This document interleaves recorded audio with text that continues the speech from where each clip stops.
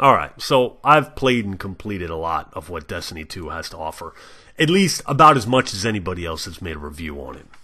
Now, I've taken some notes here. I haven't documented everything, but I took some notes, so I'm going to screw up. There's going to be mess-ups, and you know what? I don't give a shit. Please bear with me.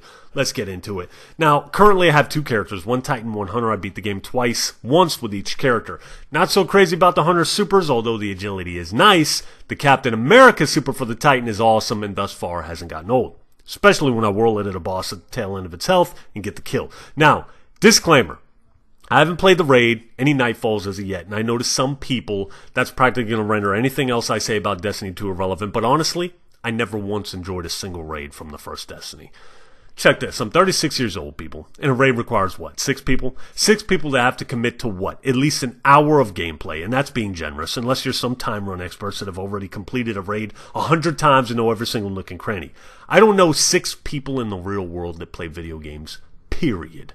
Let alone at the same time on the same damn game. So that means I have to play with people I don't know, and 90% of the time that's not an enjoyable experience to me. I'm much more of a solo guy, not to mention the raids I did participate in. Always had a couple of randoms or elitists that wanted me to sit in the corner while they used some kind of exploit.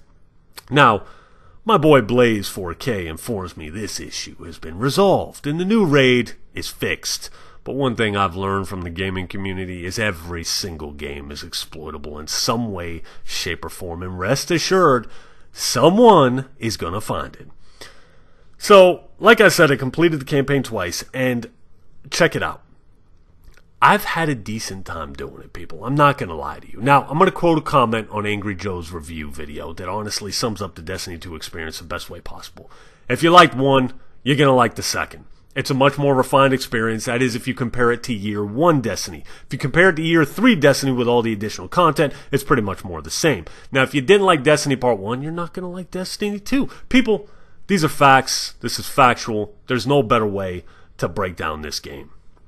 That's pretty much it. They've done nothing remotely different to pull in individuals that didn't like the first game. This is the game for fans, fan service, if you will, so they can continue to exploit your ass. Now, my run with the campaign goes a little like this. Strong opening act, game kind of falls off, gets extremely slow through the middle, and then a strong finish to make for an overall decent experience. Now, the problem I had is, you can't just play through the campaign. There's a level cap, and just beating campaign missions isn't going to get you to the required level for the next mission, which means what? You guessed it. You gotta grind. You gotta grind side missions that they very cleverly named adventures, which are basically just glorified patrol missions, and they suck. Now, this was done to give the appearance of a longer campaign, but the reality is without these adventures, and I use that word very loosely, it would expose a very short campaign experience. You have public, heroic events, which are fun at first, but after the 50th time doing the exact same ones, which are based on whatever planet you're on, it gets extremely boring, extremely fast. Thankfully, though, it doesn't take long to level up to the required level to finish out the campaign, but during these monotonous sludges in the game, I found myself not even caring about anything going on and just wanting to find that one good gun or that next good piece of armor. Now, you're eventually going to find what you want, and guess what? You're going to get bored and want a new one of those too, and then rinse, repeat, and that actually lies the draw for a lot of people that play Destiny. You know what I mean? It's all about the grind and the bigger, better weapons and gear, and most everyone already knows this, so I wasn't ignorant to this fact going into the game. But I legit at one point playing the Earth section of the game, I fell into a trance and just kept killing respawning enemies for like an hour, accomplishing literally nothing. I probably looked like a mental patient with my mouth wide open and drool just seeping out of it. I wasn't even thinking about the game. I was thinking about all the shit I had to do later on that day. I've also never fell asleep more times playing a video game than I have this one. My brain literally just goes in autopilot, and the next thing I know, I wake up and I'm staring at the kicked for an activity sign or a screen, whatever you want to call it. Now, I've heard these studies recently about first-person shooter games causing brain damage, and instances like this one I'm talking about, they make me believe that that shit might actually be true. Now, B. Dobbins talked about how you can just run past the AI, but honestly, this is true of a lot of games. I remember beating The Last of Us on grounded mode, and there were multiple sections I could just sneak past enemies. Whereas before, playing on easier difficulties, I would always confront and kill them. Not to say I disagree with B. Dobbins. I love the dude's content, and he had some legitimate gripes about the game. But I don't think that every second spent playing Destiny 2 is time wasted. Now, if that's true, then it's true of all games. The question is, what's fun to you? In my case, the campaign was good for the most part, with the exception of a ridiculously easy tank mission where you can respawn a tank every time the one you're in gets destroyed. Hell, I even found myself enjoying the story at the end of the game.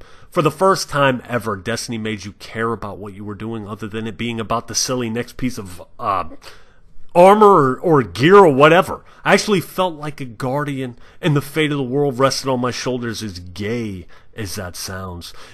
Look, it's a social experience for sure, and I definitely enjoy playing co-op with my son. That's definitely the highlight. In fact, I created the Hunter character just to go play through the campaign again with him. Now, hearing him flip out when he gets a good gun or a new piece of armor, that's enjoyable for me. It takes me back, and it makes me wish I could be happy about such little things. I do, however, think the grinding is a big waste of time. But hey, people out there like it. You know what I mean? So that's just me. It's a real shame. Look, this is the true crime of Destiny 2. It's the 30 FPS. It's the 30 frames per second. It's the 30 frame rate. Players got shafted with. Console players. You know what I mean? The 30 FPS, I feel like it's just inexcusable, man. When you play this on the PC, and I hate to sound like an elitist here, as smooth as the shooting in Destiny feels, even on console, it just feels like an entirely different game on PC at double the frame rate. I mean, fitting console players put you on the map, reward the PC guys with the better experience. I mean, makes sense, right? But anyways, look, for the most part, I've gotten my money's worth out of Destiny 2, and I'm going to be buying it again on the PC. Yes, I know I'm the problem with gaming, but if you think about it, I buy everything. You know, I buy everything. So, yes, games like this, that nickel and dime people, they aren't good for the gamer, and I shouldn't be supporting it at the end of the day. But you know what? If I have fun playing it, what difference does it make? And I buy everything. I'm going to be buying Wolfenstein day one. I'm going to be buying Evil Within day one. So you know what I mean? I support the people that need to be supported too. Now, I might even see myself playing for the long term on Destiny on PC in PvE.